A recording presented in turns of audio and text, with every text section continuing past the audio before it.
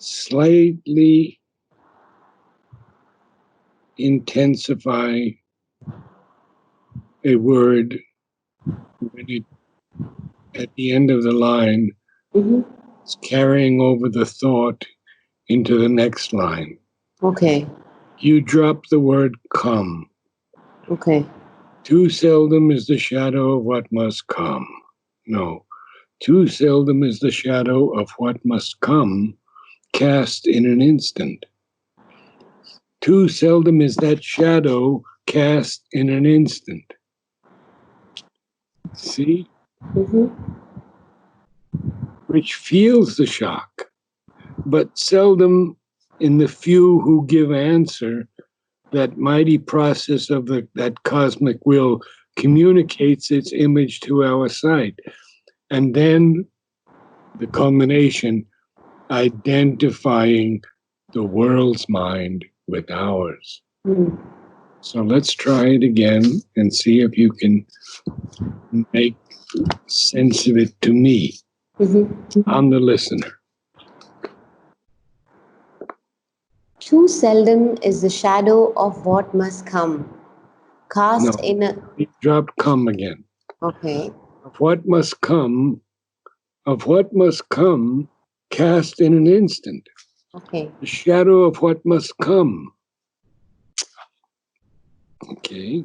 Too seldom is the shadow of what must come cast in an instant on the secret sense, which feels the shock of the invisible, and seldom in the few who answer give. Okay, sorry, but which feels the shock of the invisible. Invisible is so important here. You swallowed it again. Okay. And then you didn't carry over, and seldom in the few who answer give. Okay. Try to make it a story for me. What Sri Aurobindo is trying to tell us here is that this shadow, which we don't know what it is yet, of what must come, that is cast somehow in an instant on the secret sense, that sense that's within us, which feels the shock of the invisible, but seldom in the few who give answer, that mighty process of the cosmic will communicates its image to our sight, and therefore identifies the world's mind with ours. Okay, from the beginning. Too seldom is the shadow of what must come.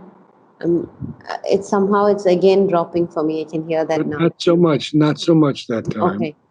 Too seldom is the shadow of what must come, cast in an instant on the secret sense, which feels the shock of the invisible, and seldom in the few who answer give. The mighty process of the cosmic will communicates its image to our sight, identifying the world's mind with ours. It's a little better. But the third line, which feels the shock of the invisible, and then there's a comma. And then we have to sort of pause just very briefly, because then we have to say, and seldom in the few who answer give. So it's not which feels the shock of the invisible and seldom in the few. No, which feels the shock of the invisible and seldom in the few who answer give. The mighty process of the cosmic will. Okay, last time. Too seldom is the shadow of what must come, cast in an instant on the secret sense, which feels the shock of the invisible, and seldom in the few who answer give. The mighty process of the cosmic will communicates its image to our sight, identifying the world's mind with ours. So what I'm feeling is that the words are a little bit too much the same. Okay. There is no tonality, you mean? Yeah, communicates is so important, and you read it the same as its image to our sight. So, and then identifying the world's mind with ours, and seldom in the few who answer give. So, I'll read it once for you. Okay. Too seldom is the shadow of what must come cast in an instant on the secret sense, which feels the shock of the invisible, and seldom in the few who answer give. The mighty process of the cosmic will communicates its image to our sight. I didn't accent too strongly, but just a little bit on these words. Okay, so we carry on. Okay. Now he begins after the sentence, after the period, a continuation of the thought. Our range is fixed within the crowded arc of what we observe and touch and thought can guess, and rarely dawns the light of the unknown, waking in us the prophet and the seer. Okay, not too bad, but I would say, and rarely dawns the light of the unknown, waking in us. Our range is fixed within the crowded arc of what we observe and touch and thought can guess. This is materialism. This is empiric knowledge. So our range is fixed within that crowded arc of what we observe and touch and thought can guess. And rarely that light of the unknown, it rarely dawns to wake in us the prophet and the seer. How beautiful. Oh, how powerful. Because we go along with our daily acts. We have our 3 meals a day. We talk with a friend. We read a little bit or something. And it's a crowded arc of what we observe and touch and thought can guess. But rarely that light of the unknown dawns in us, waking the prophet and the seer. You got it now? Yeah, I got it. So beautiful, beautiful few lines. So begin with our range. Our range is fixed within the crowded arc of what we observe and touch and thought can guess, and rarely dawns the light of the unknown, waking in us the prophet and the seer. Well, the last 2 lines were marvelous, and the first 2 they were dull and flat. Okay. You said, and rarely dawns. Oh, it was very, very nice.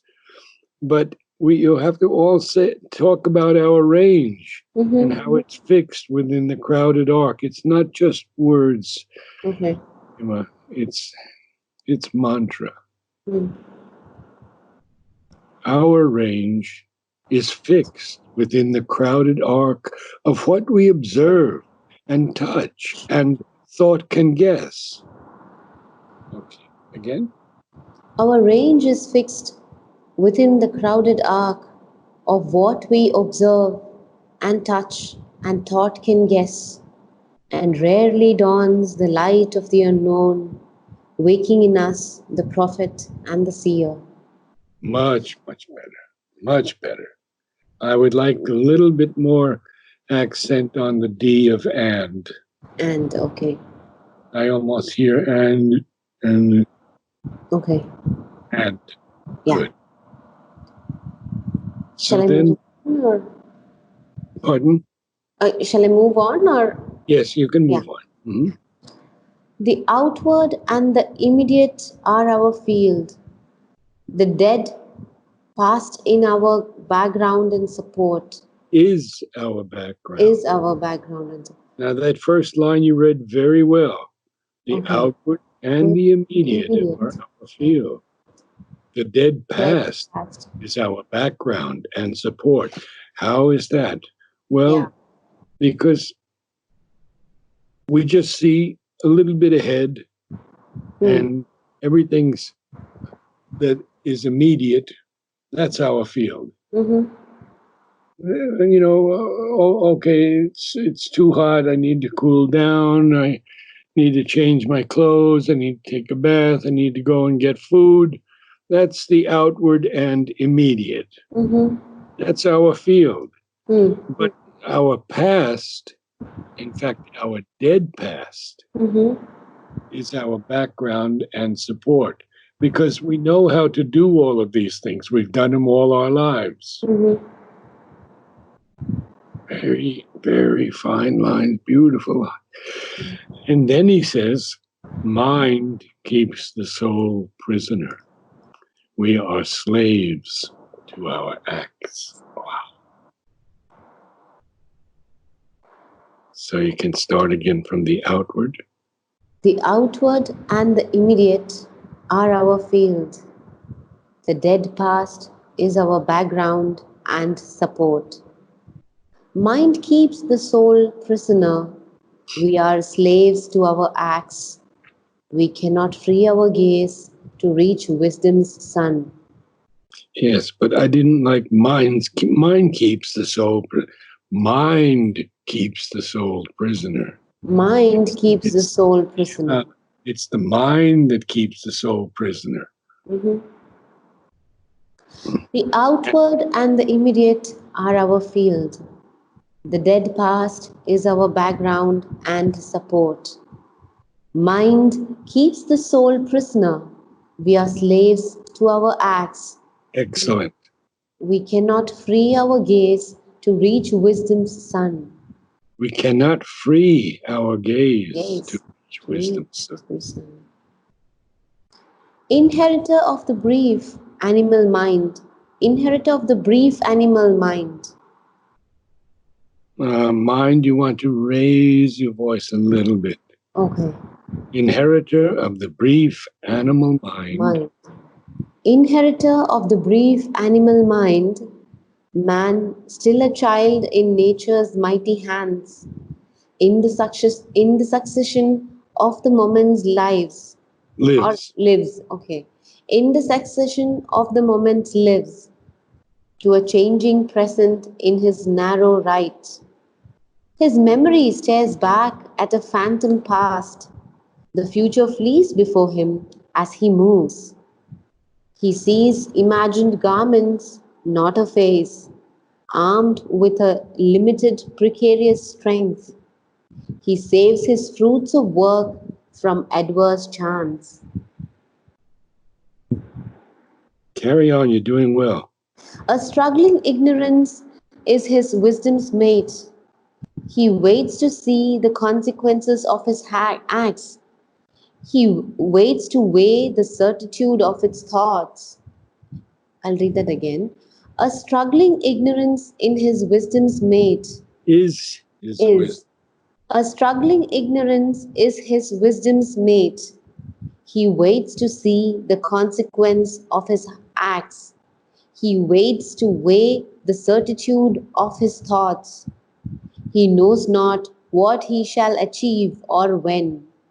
He knows not whether at last he shall survive, or end like the mastodon and the sloth, and perish from the earth where he was king. Very, very good. A big improvement. Why is the big improvement? Because you are feeling it within. Mm.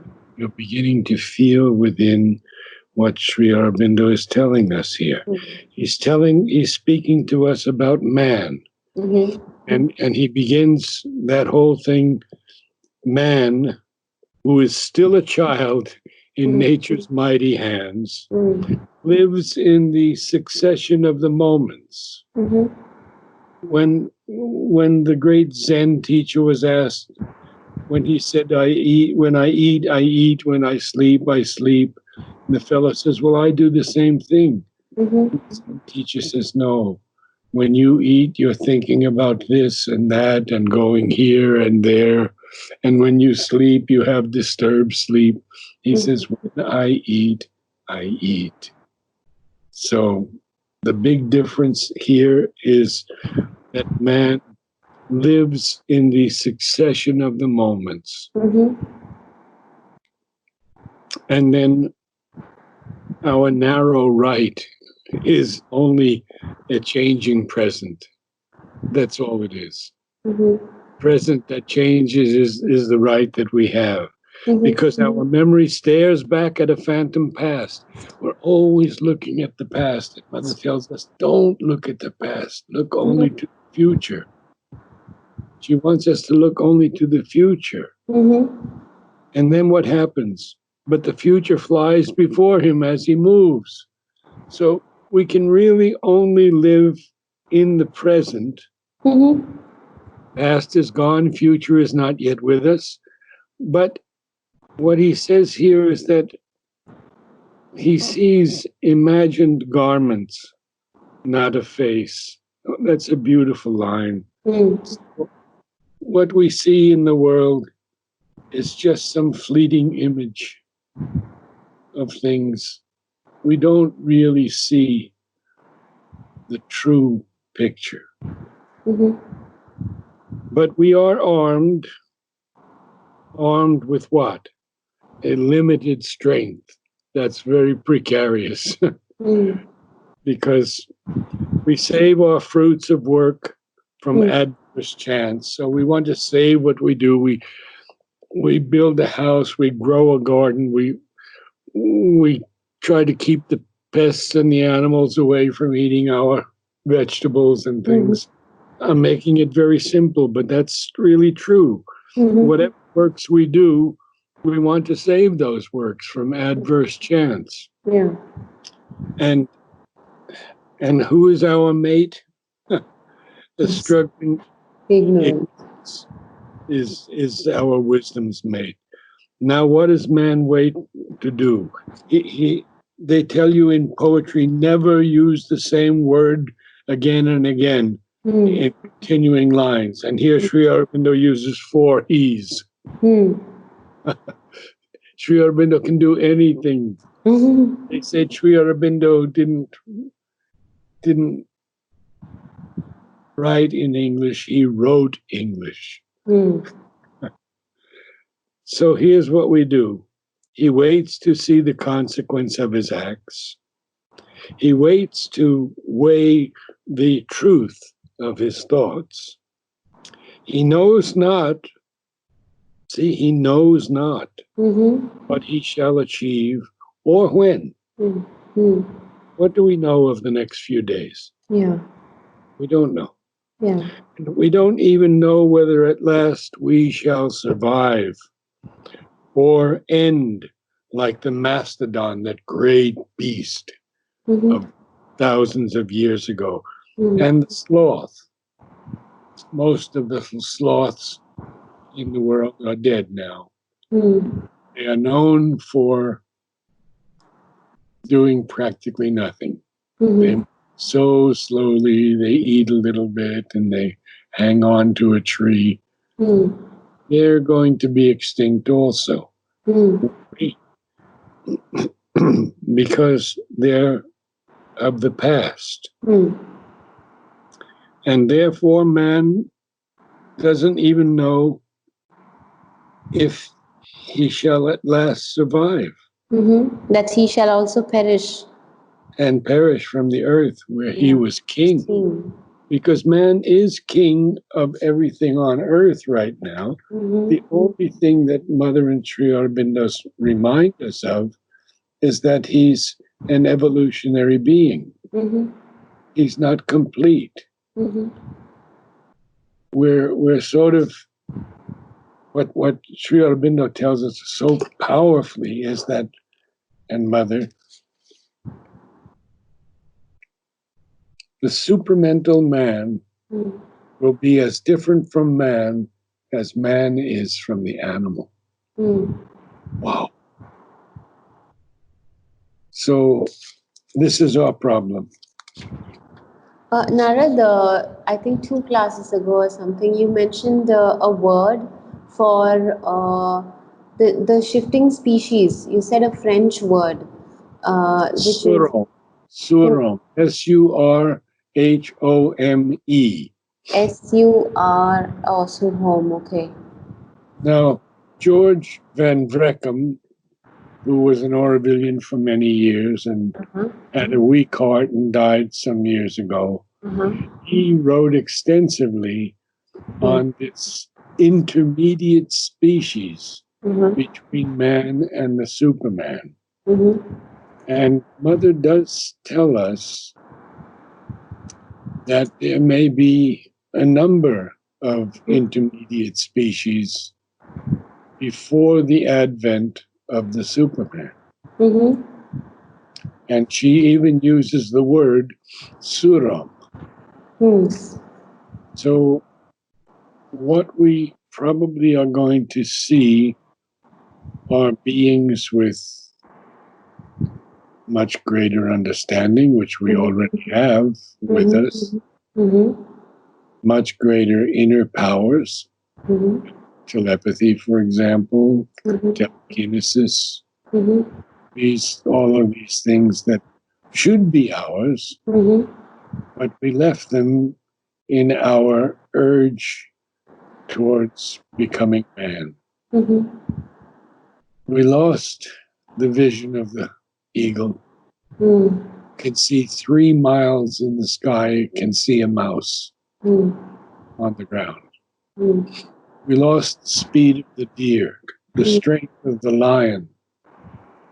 All these things in the way of forming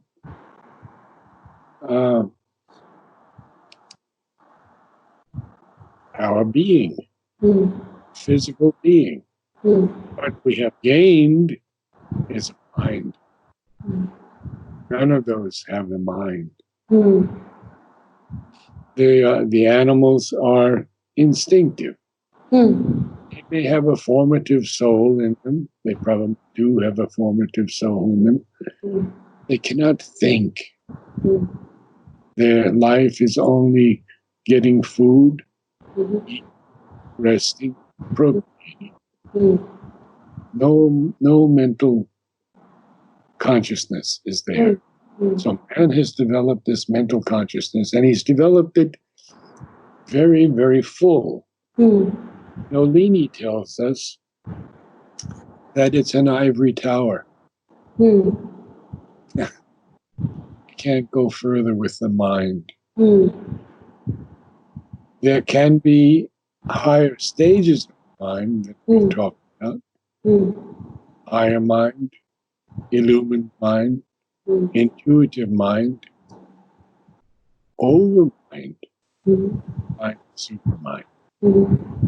We have to graduate to these next levels of mind, and probably that Suram is going to live in that. There are some who already live in the open mind. Some that we have met. One in particular that you have met. So man is ignorant of his high and splendid fate. And we'll carry on a little bit more, because this passage is not so difficult. We're understanding what Sri Aurobindo is telling us. Yeah. First, he begins with, too seldom is the shadow of what must come cast in an instant. So this shadow very seldom is cast. Cast, he means thrown at us. When we cast something, we cast it in a fire, if it's bronze or something like that. So too seldom is that shadow of what must come cast in an instance on our secret sense. Our secret sense which feels the shock of the inevitable, and seldom in the few who give answer, the mighty process of the cosmic will communicates its image to our sight. Seldom in the few. So even those few who give answer, who respond to it, there are very few who respond to it, to this mighty process of the cosmic will, which is communicating its image to our sight, the image of things to come, identifying the world's mind with ours. The world's mind is the Supreme's mind, the mind of the world. Yeah. It's very powerful. But why does this happen? Because our range is fixed within the crowded arc. And then he goes on to all these things, what we observe, touch, what we can think. And very rarely that light dawns, waking in us the prophet and the seer. Now, there was a lady who I worked with for years, elderly lady in California. Her name was Jyoti Priya, Judith Tyberg, Dr. Judith Tyberg. She was a Sanskrit scholar. When she went before Ramana Maharshi, he looked at her and he said, "You are already a realized soul, but not aware of it yet." She was very young, 17 or so. See, so there are those people among us who have awakened the prophet and the seer. There are some who can see right through us. So then he says the outward and the immediate are our field, and the dead past our background and our support. Yeah, the dead past is our support in a way. Because if we lost the good things of the past, what would we be? We really wouldn't be anything, would we?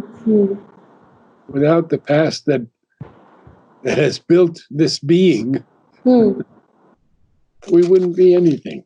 Yeah. Okay. So then he continues, and it says the mind keeps the soul prisoner, and our acts. We're slave to our acts. Right. We cannot free our gaze to reach wisdom's sun.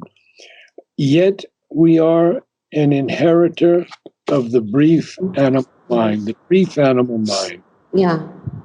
Man who is still a child in the hands of mighty nature lives in the succession of the moments. We live from one moment to the next. It's very clear, isn't it? Yeah. What will you do 10 minutes from now? Yes, you know. What will you do an hour from now? Well, you have an idea. What will you do tomorrow? Some vague idea. Okay. Yeah. And now, the future flees before us. Our memory stares back at a phantom past. Why is it a phantom past? We really can't remember all the details of our past. We have some phantom images of when we were a little child, or our mother, or our father, our relatives, where we lived. It's sort of still it's a phantom past, isn't it? We don't have total recall, so to speak. Okay. Yeah. And then we see imagined garments, not a face. Oh, we covered that. And then we have a precarious strength so that we're able to save our fruits of work from chance, which is always from negative chance, not positive chance, adverse. Our wisdom's mate is the struggling ignorance. And what do? We wait to see the consequence. We wait to weigh the certitude of our thoughts. We know not what we shall achieve. We really don't know what we shall achieve in life or when we shall achieve it. We're ignorant of that. We don't have that vision. Yeah. And we don't even know whether we shall survive as humanity now, not individually, but as humanity, or end like the mastodon and the sloth. Mm-hmm. perished from the earth where he was king. Well, we know already that there have been Lemurian civilizations, there's been Atlantis, Yeah. there's the Incas, all these civilizations passed, and some of them had much greater knowledge than ours, Yes. and yet they're gone Yeah. because something happened. Mm-hmm. They could not evolve Mm-hmm. further, Yeah. or they went to the dark side. Mm. Then he ends, he is ignorant of the meaning of his life. And that's the one thing that we can be so grateful that we know now the meaning of our lives, which is to unite with the divine, become divine, to change this earthly life to a divine life,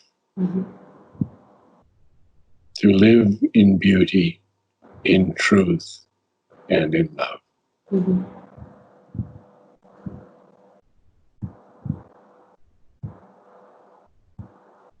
And then the next time we'll begin with the immortals, because now he changes it. Yeah. He tells us what the immortals do. Yeah. You did quite well today. Some of the lines were very beautifully read. Thank you. So Okay. go through this page Yeah. a couple more times. Yeah. Really. Yeah. And try to feel the key words that link everything. Okay. In the back of Savitri, very back, we have Sri Aurobindo's letters on Savitri. Okay. I'm just going to read you a little bit about that because they're so important to me anyway. Is it the note on the text? No, it's called Letters on Savitri. I don't have this section. Ah, yeah. Only some books have it. Okay, I will listen to you. He says,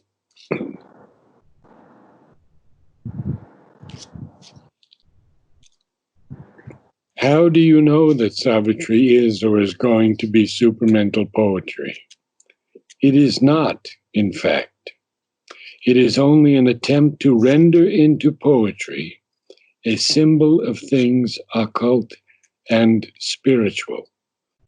But this was in 1933, and he made tremendous inner progress in those 17 years before he left the body. And he says, when they asked him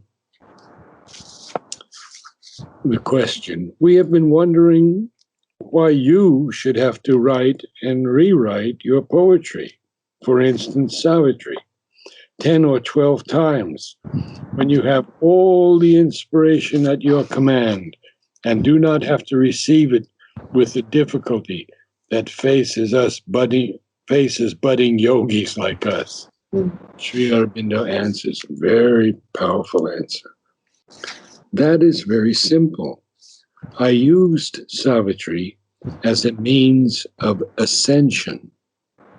I began with it on a certain mental level. Each time I could reach a higher level, I rewrote from that level. Moreover, I was particular. If parts seemed to me to come from any lower levels, I was not satisfied to leave it because it was good poetry.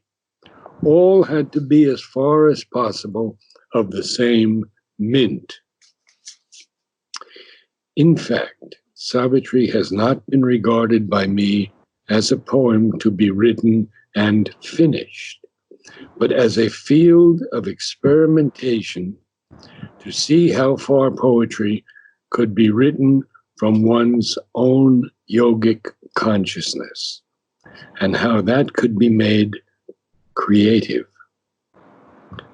And then he says, I did not rewrite Rose of God or the sonnets except for 2 or 3 verbal alterations made at the moment. He made 16 drafts of the first canto of Savitri. Wow, 16 drafts, okay. He wrote it 16 times until he was satisfied with it. Okay. So this tells us so much about Sri Aurobindo.